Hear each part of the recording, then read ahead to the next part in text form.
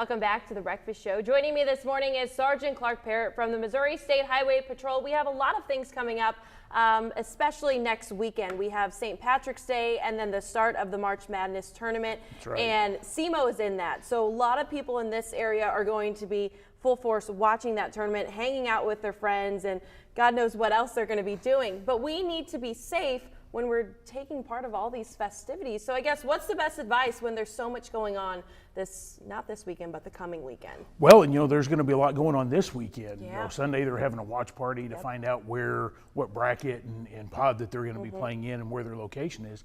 And we anticipate a lot of people are going to be gathering at local establishments, at the Show Me Center, that sort of thing, to watch and see where SEMO. I mean, they haven't been there in 23 years. Yeah.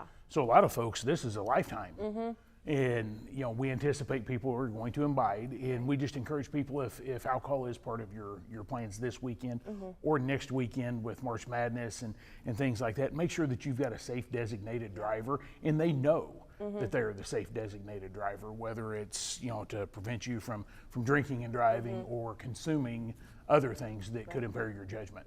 Most definitely. And also with next week, and I know that there's some events actually this weekend for St. Patrick's Day as well, but St. Patrick's Day is falling on a Friday this year, and I'm sure more people are going to be going out than normal if it were just on a regular weekday. So we also have to be careful. That's a big party day. People may be even traveling up to St. Louis to go to the Dogtown Parade, and people are drinking. So I could imagine designated drivers is probably one of the most important things for that weekend as well. Absolutely. And if folks are going out next weekend for St. Patrick's Day, guess what? So are we. Yeah. And we will have operations planned all over southeast Missouri.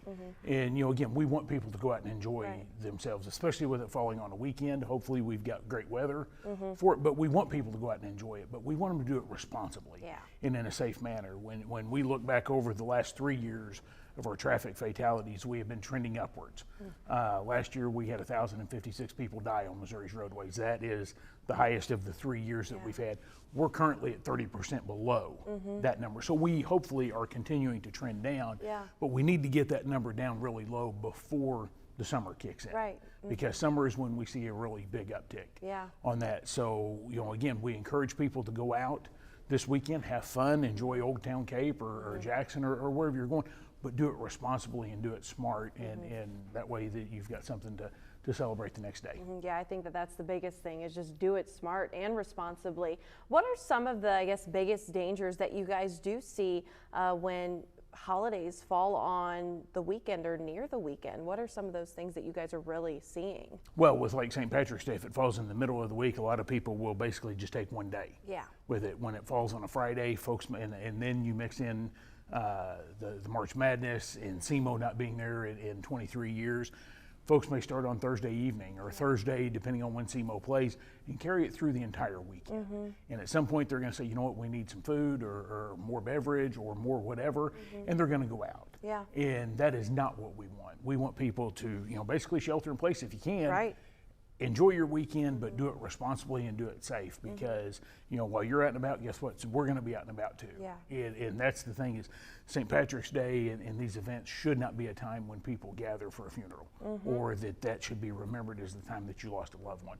It should be hopefully celebrating a SEMO victory. Yeah, these are good times, and we should be able to celebrate that the next day, like you said, and not a funeral. You had talked about how we are right now, down 30%, that's great news. We want to stay down 30% on fatalities. What is the main reason that people might be dying in car fatalities? Is it not wearing your seatbelt? Is it texting and driving? Do we know a pinpoint of what the reason is? Well, the top three things that are causing fatal traffic crashes is speed, impairment, and distracted driving. And when you look at our seatbelt usage rates, and I just got some numbers from MoDOT this week, Missouri is currently running about 88% of folks wearing seatbelts. The 12% of our population that is not wearing our seatbelts are responsible for 70% of our fatalities. Wow.